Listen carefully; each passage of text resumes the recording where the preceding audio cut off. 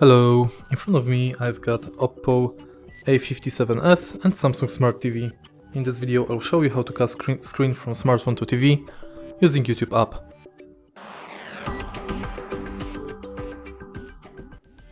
In the beginning, make sure that both devices are connected to same Wi-Fi, and then on your smartphone enter YouTube app and press the screencast button. Now select your TV. And now your devices are connected, you can play any music you want on your smartphone and it will be displayed on the TV.